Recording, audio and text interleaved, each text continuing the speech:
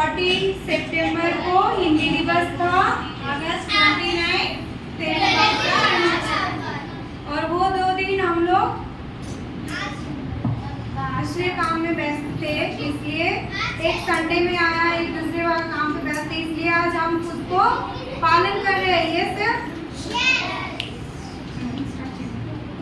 Okay ముందుగా programme start చేయడానికి ముందు థర్డ్ క్లాస్ పిల్లలు వచ్చి మనకి వెల్కమ్ సాంగ్ ఒకటి పాడతారు. ఓకేనా? Okay third class come on.